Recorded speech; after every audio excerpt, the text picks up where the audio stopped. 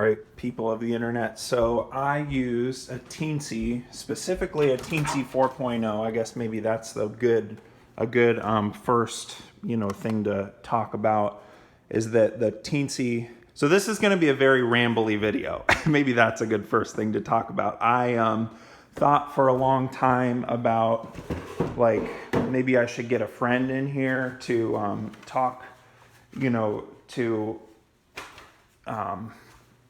basically like bounce things off of, and if I'm not explaining something well, then they can, I don't know, tell me that. But then I was like, I'm spending too much time on this. I'm just gonna get my phone out and start filming. So here I am. So this is, man, it's hard to see on there. Can I tap the screen?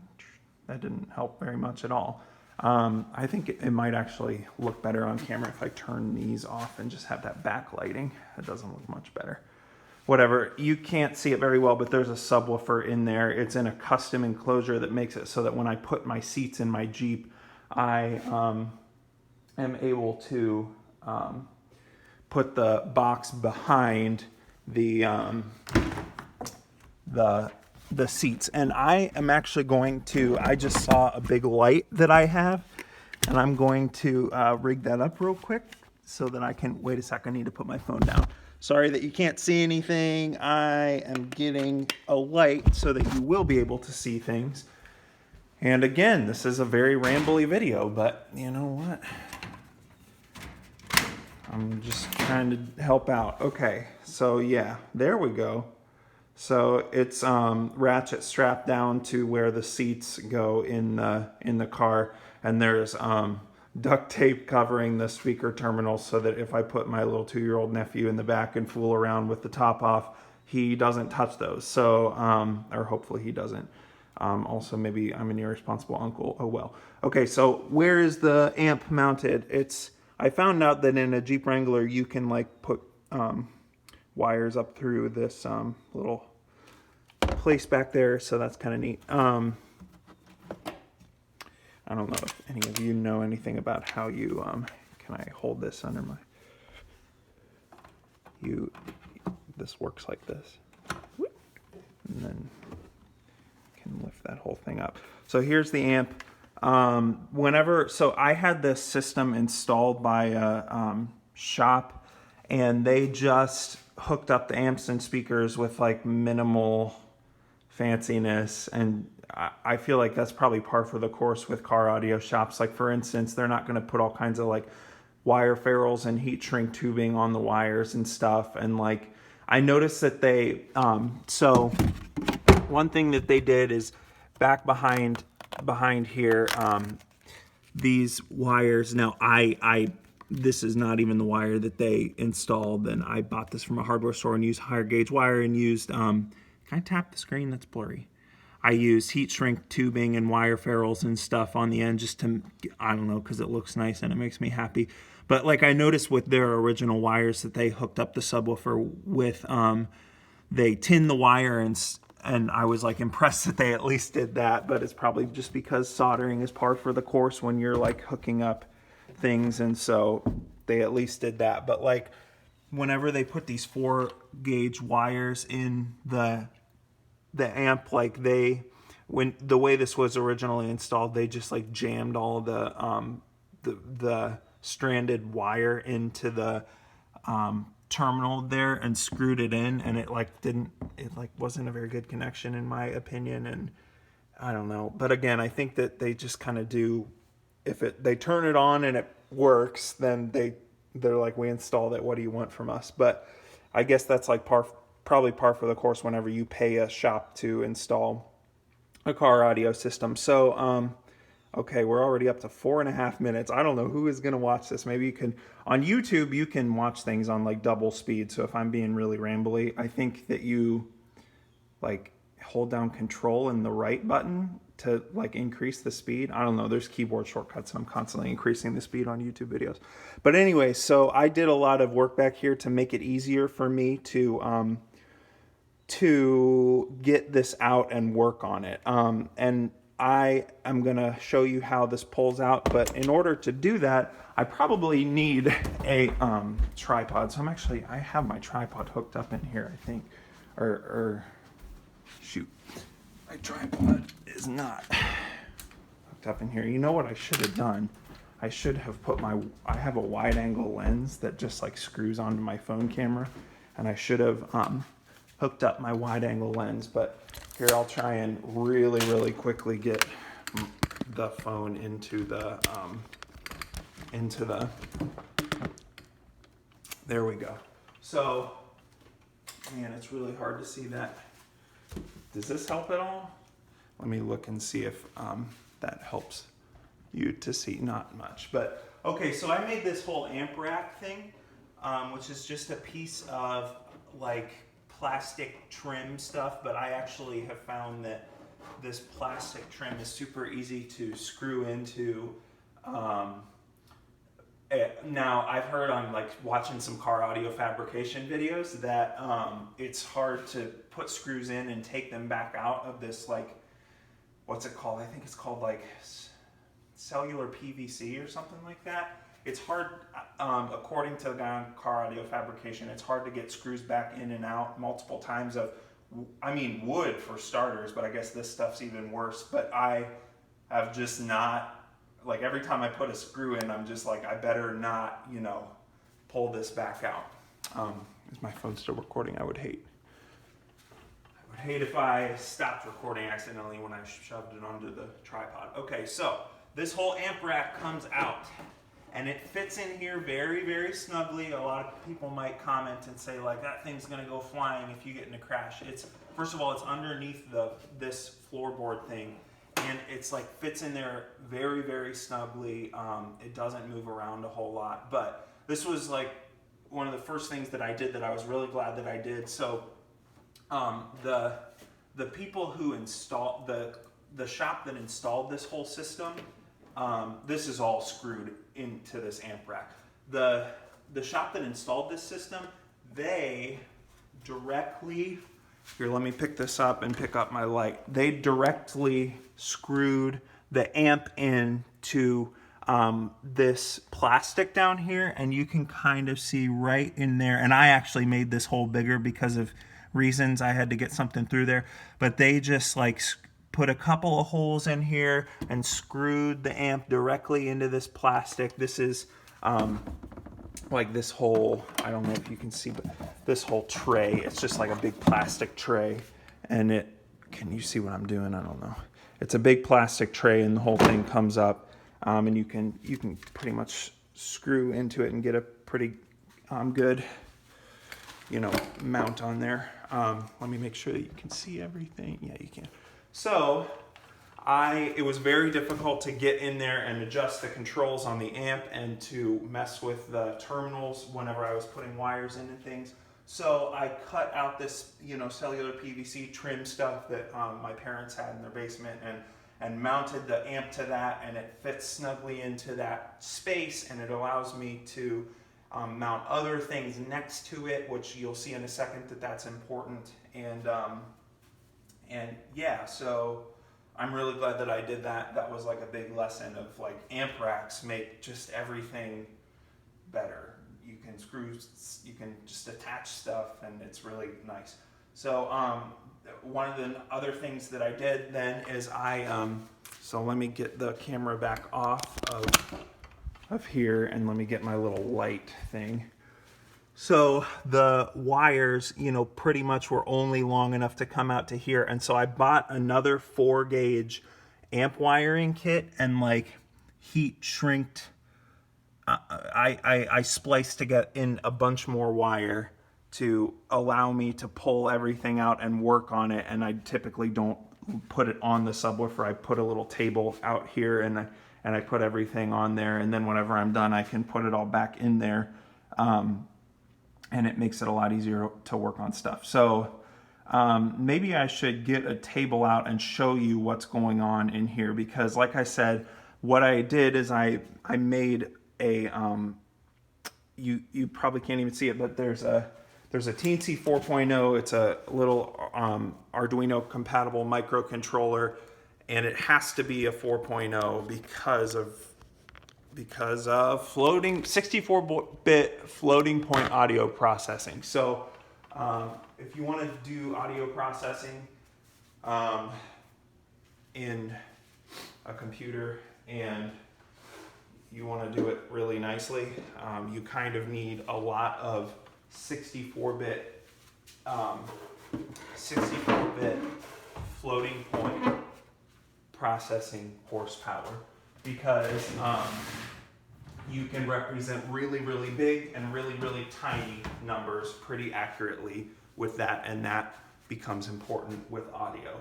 So let me get this whole thing out to where I can show it to you, and we'll go from there. So I guess I need to get my phone back off of here. Okay, so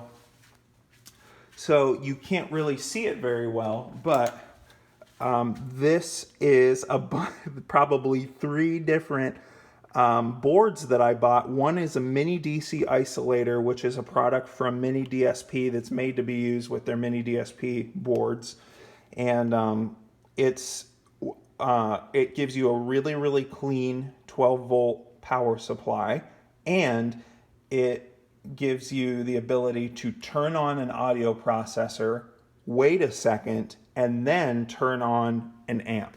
And that way you don't get a big pop whenever the audio processor turns on and the amp is alive.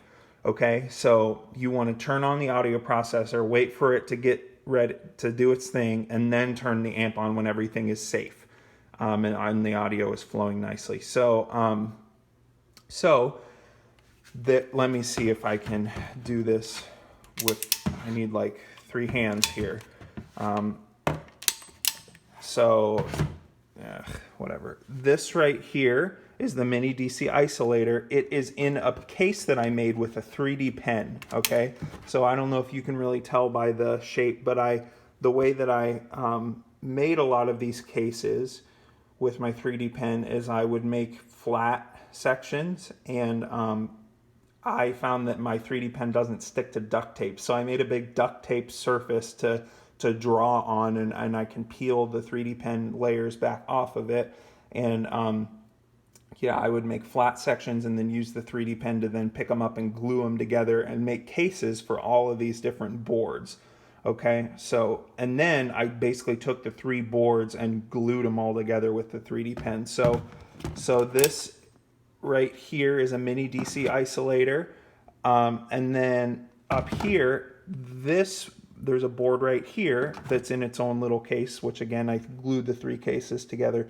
That is a product on Amazon that I found that hooks up to a 12-volt supply and gives you a nice clean USB 5-volt supply of power.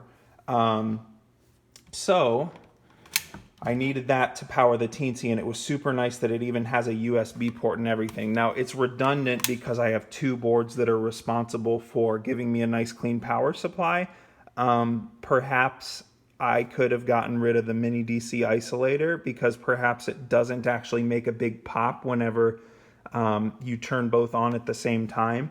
I don't know, but I had this lying around and I'm probably never going to use it for anything in the future, so I hooked it up here. And then it goes into the 12 volt to 5 volt nice clean power supply thingy. And I can comment and tell you guys where I got this stuff on Amazon or wherever. Like the 12 volt to 5 volt I got on Amazon. The Mini DC Isolator I got from minidsp.com, and then the Teensy I got from probably teensy.com. So this is the Teensy. It's using a Teensy 4.0 and the audio board. And these wires coming out, I soldered onto the board, and they are taking input in from the amp, from the head unit, which is up there. You can see it mounted in my car stereo, and the shop, put that in, and it's getting signal from that and then feeding it over into the amp. Not sure what else to say here. I mounted it, I kind of put a screw in there, I didn't actually screw through it. I wanted this to be where I could maybe work it back out if I needed to, and finagle it back out from this board, and I put a screw here. So these 3 screws are holding this whole monstrosity into here. I'm getting USB out from the 12 volts, 5 volt, and it's going into the Teensy and powering the Teensy, which is in there. I also didn't like fully seat the Teensy down inside 3D pen case, you know, stuff, because I wanted the ability to work it, to get it back out easily. So it's just kind of like, you can, like, it moves in there, and if I needed to, I could break apart this case that it's in and pull it back out. Okay, let's talk about how I got a 12 volt power supply off of the factory. So I extended these wires with an amp wiring kit that I bought from Amazon, and I found a YouTube video which tells you how to splice together 4-gauge wire. Basically, you take the stranded wires and you smush them together, and then you wrap the whole thing in, I bought this from Home Depot. You wrap the whole thing in bare copper wire to smush the wire strands together really well. And then you take, I bought this from Home Depot too. You take a torch, like a mini torch like this, and heat up that whole shebang a ton, and then you kind of just glob solder all over it so that it's really, you know, put together really nicely, and then wrap the whole thing in heat shrink tubing. I bought, on the recommendation of Car Audio Fabrication, I bought a bunch of heat shrink tubing off of Amazon that has a 3-to-1 shrink ratio, which I wasn't able to find at Home Depot. So there's a little tip for you. You know, if you want to buy heat shrink tubing, I wouldn't buy the Home Depot stuff. Another thing that's hard to find at Home Depot is good leaded solder. I was able to find some leaded solder, which is what I use to make my big, huge connections. I found this at Home Depot, but the teeny tiny leaded solder I had to buy on Amazon that I used to make my connections for like the Teensy circuit board. Why won't my camera focus? There it goes. So that's some tips for you. What else?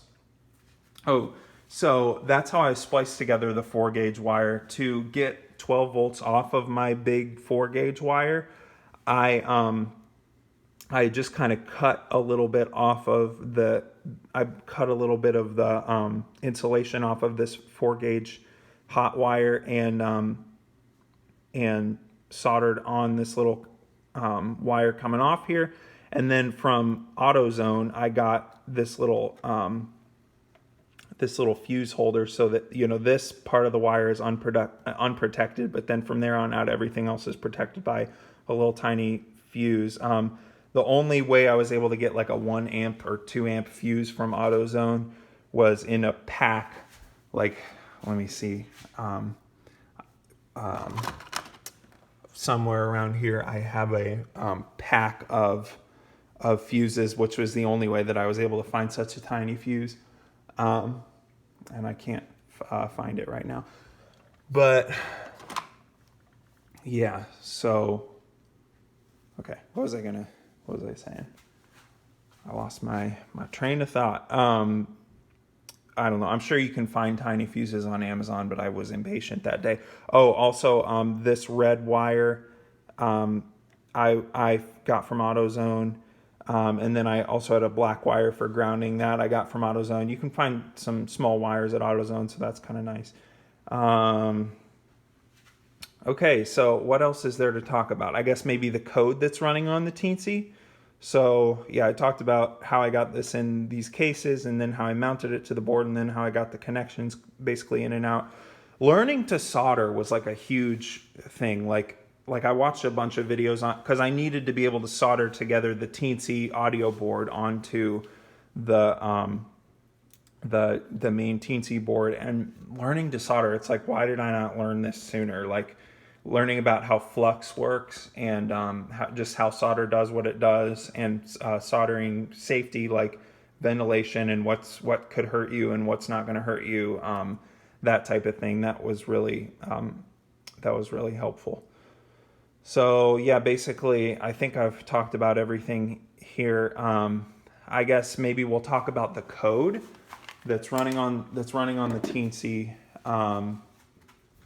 and Yeah, so I'll take you into my computer room here. I host the code on GitLab, and it's currently a private repository on GitLab, but let me find that. But I can make it public. I will show you the screen in just a sec. Okay, your projects. Let me focus the thing. Teensy car. So yeah, Teensy car. So here it is. I found that it was helpful to put everything to just have this header. No. I'm saying that backwards. So an Eno sketch. Yeah, I have just like all these includes, and then finally I have code.h, which just has all of my code in it, and then some instructions on how to compile the whole thing. Okay, so Teensy car, all the code is in code.h. So if you want to use this code, you don't really have to understand this, or you can begin to understand parts of it. For the most part, a lot of this code, well, let me see. There are these up here. You don't need to. Oh, test tone frequency. That's an important one. So there's a line of code you can uncomment, and it'll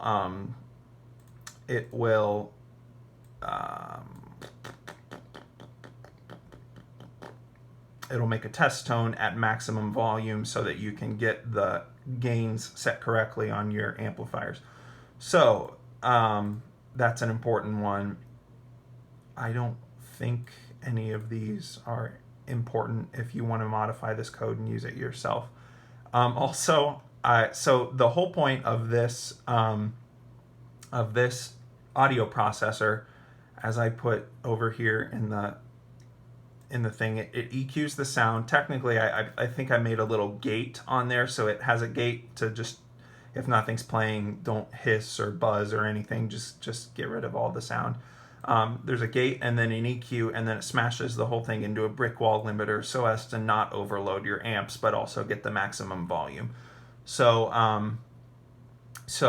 in the process of doing this, I guess if I'm going to open source this code, I'm basically giving away a C++ version of my Brickwall Limiter code, which I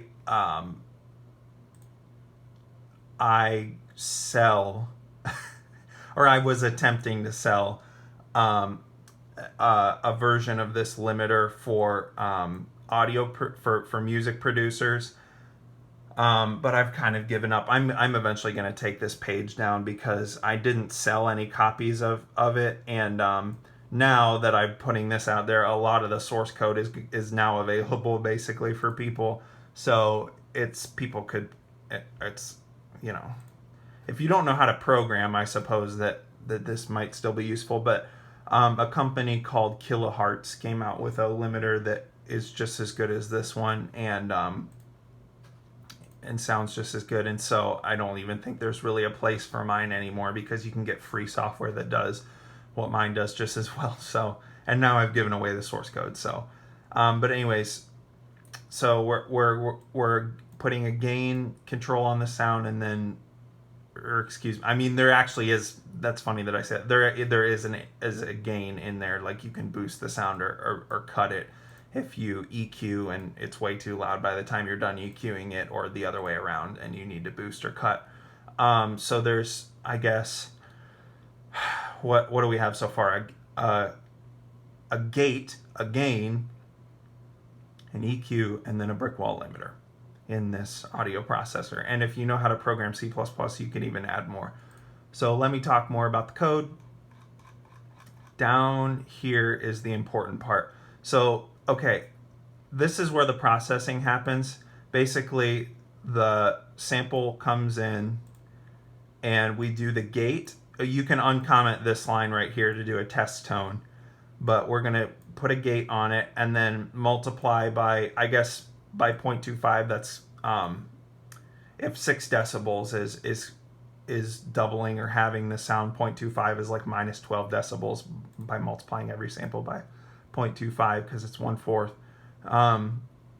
A high pass filter. I actually should uncomment this and recompile and put the sketch back in my trunk because I should put a low pass filter to chop off all the sound that the subwoofer can't make. But anyways, then we apply a bunch of filters. That's where the EQ comes from. And then these two lines, smash it into the Brickwall Limiter. And then this is basically clipping just in case there's a stray sample here and there that the limiter doesn't get. I consider all of this to be the limiter. And then we return the sample. So this is where all the processing happens. Again, I should uncomment this line and recommit the code. But yeah, and then if you want to change what all these filters do, or if you want to change what the high pass and low pass do, you can change that all up here. So the high pass, set high pass filter coefficients. Oh man, are we going to talk about coefficients here? So I'll just give you a really quick talk about how EQ works. So EQ is a series of filters.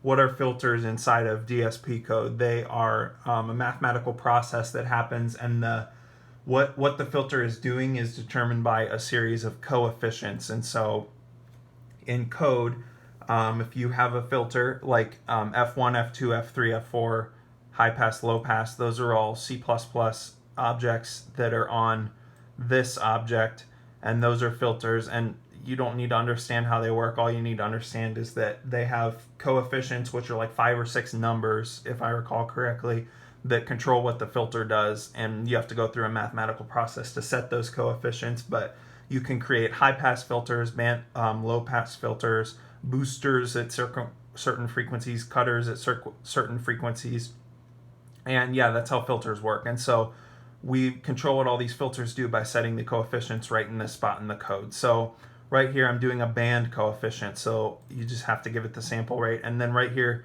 I'm saying at 34.6 hertz at bandwidth 0.85, which is the same, this is a bandwidth to Q, that's the Q value, which I'm setting in terms of bandwidth. I'm very inspired by this program that I use to produce music called Reaper. And let me just show you how the Reaper EQ works, and then you'll maybe understand a little bit better why I work in, instead of Q values, I think about bandwidth. I feel like I'm just like a rambling lunatic right now. Hopefully some of this is making sense. So this is RIA EQ. This is the EQ that I'm using. You can tell this is a high pass filter. Let me change this to a band filter. So I can change the gain, and I can boost or cut certain frequencies. I can change the frequency. And then in RIA EQ, it doesn't talk about Q values. It talks about bandwidth, which makes more sense to me. If you lower the bandwidth, it's a skinnier little cut. And if you fatten it up, it's a fatter cut. That to me is easier to think about than Q values. But this, whenever I move this slider, it is changing the Q value of this filter, okay?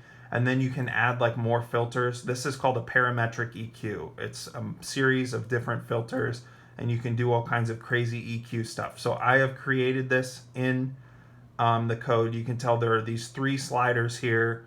Those correspond to something like these 3 numbers here in these filters, okay? Hopefully that made sense. Yeah. So you should be able to take this code, if I open source it and I make this a public repository, you should be able to take this code, put it on a Teensy 4.0, and do all kinds of filtering in it, and then smush it into a Brickwall limiter. Maybe I should demonstrate what a Brickwall limiter is, just so that people understand like why you would want one on a car audio system, and so what is this project right here? Reference tracks. Okay, so this is gonna have a bunch of copyrighted music in it, so I can't play it on YouTube. But I think some of this is uncopyrighted. I think I have one song in here that I always, yeah, Energy Drink by Virtual Riot. So that was uncopyrighted, but then he let me see, he committed it to, he put it on Spotify, which probably added it to YouTube Content ID. So Gravity by Laszlo. Is that I'm pretty sure he only put that on SoundCloud. So, oh, I have this Chrome extension that I wrote that reminds me to do things. So pay no. I like to remind myself to buy used things. Okay, so don't worry about that. Let me just make sure that this, before I put it on YouTube, that this is an uncopyrighted song. So Gravity Laszlo. Okay, Gravity Monster Cat release. But is it on like Spotify though? I mean, if it's on YouTube, Apple Music, that's probably copyrighted. All right, that's copyrighted. That's copyrighted. Man. Okay, I'm gonna just use Galactic by Laszlo. Galactic. That could be the one that I'm thinking of that was, yeah, I'm pretty sure free download. So I'm pretty sure this is not copyrighted. Yeah, free download, Laszlo on SoundCloud. I'm almost positive Galactic is not copyrighted, so I can play this. Oh shoot, my computer's being dumb. Sometimes I have to unplug and replug my audio interface in to get it to not be dumb. And then I have to go into Reaper and then audio device and then freaking do this. USB audio. Okay, close. Error, did it say? Oh my gosh. All right, well, maybe we can just do wave out and that'll use my other thing. Yeah, and then I need to.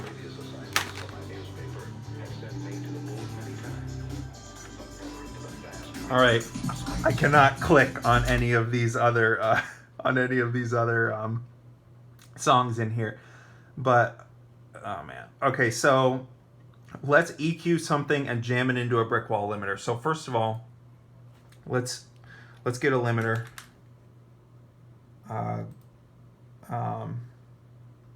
Where is my?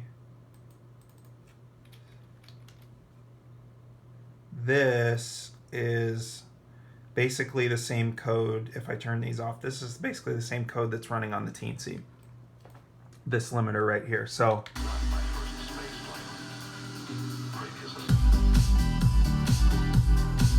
where did I put this on the wrong track? I did. Okay, let me cut these and put them on the correct track. I'm sorry, this is very rambly. Your mind will be blown in just a second whenever I can demonstrate what it is that that I'm doing with this Teensy.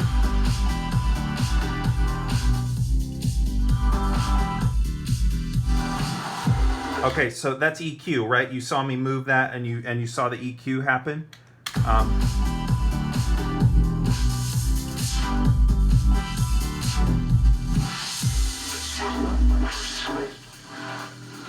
Right, and so if I boost in here, that is going to that's going to make it louder. And if I turn off the EQ and I just show you in this limiter, I have a scope that I actually wrote all the code that you're looking at.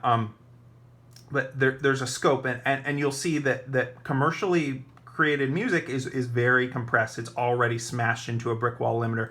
You can actually kind of see it up here in this audio file back behind the window here. You can see that it's just smashed into a wall right here, like it. If I'm making the volume less as I drag this, but you can see there's like a straight line right here where it cannot get any louder than this, and that's because this song and most songs, almost every song, is smashed into an audio effect called a Brickwall limiter. Now I have a second limiter here which isn't doing anything because, like I said, this has already been smashed into a Brickwall limiter from the studio. But once I EQ it, then it's going to change volumes and it's going to make it not limited anymore. And I would like to limit it so it doesn't overload the amplifiers in my car. So let's do some crazy EQ.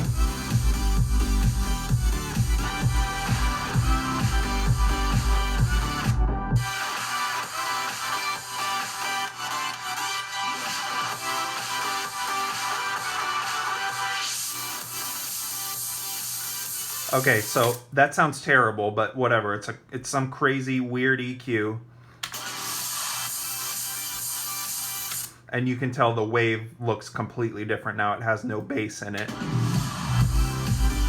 There it is with bass, and then I add that EQ. But you can see with that extreme EQ, it's smashing up against the limits of this limiter. But you can't really hear it. And limiters are like almost a miracle. It's like amazing that you can't really hear them doing what they do, and it creates the impression that it's, you know, loud because it's keeping the volume right at one volume. So limiters are pretty cool, and that's why I wanted one in my car before all my amplifiers, so that they can always work, you know, with this super saturated waveform. I remember asking online if there were any amplifiers available for cars that had limiters built in, and people on car audio forums were just like laughing at me. They were like, commercial music's already so compressed as it is. Why would you want that? I'm like, because I don't know. It doesn't sound that bad, and I'm weird maybe, but I like audio compression. It doesn't bother me. It sounds like exciting to me. It's maybe I'm weird, but anyways. So hopefully this has been a good little demonstration. Instead of putting a limiter on here, let's put a clipper on here, and it'll sound terrible. Do I have an audio effect on here? Yeah, I have an audio effect here that will just clip, and it'll sound really, really bad. So here's no EQ. Here's that super weird EQ, and then a limiter. That's almost like an EQ you would use on tweeters or something. And then instead of a limiter, let's just put a clipper on it, so it just smashes into the clipper. I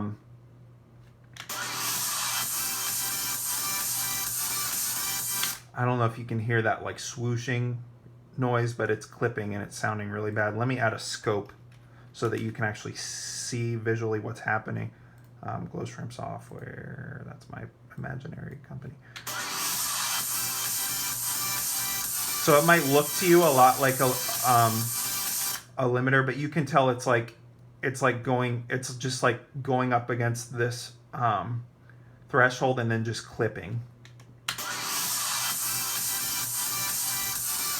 The waves are getting too high for, you know what, let me, this will be more obvious if I do it with bass instead of treble. So instead of this, let's go over here and boost the bass, and instead of this high pass, let's make this a low pass. And just boost the bass a ton. Whoops, that's the wrong. Boost this one. Boost that bass a ton. Yeah, I don't know if you can hear that through the phone speaker, through the phone microphone, but the clipper is just like destroying these bass waves. Right, they're like turning into square waves. But then if I turn off this clipper and if I turn off the clipper and instead turn on the limiter,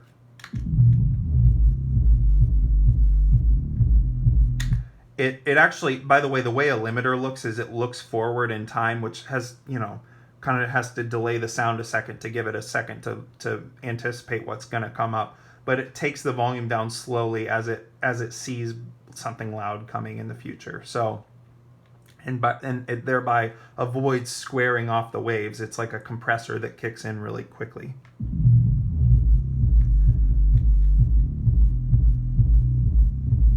So yeah, it's not clipping. It's just smashing it into a limiter.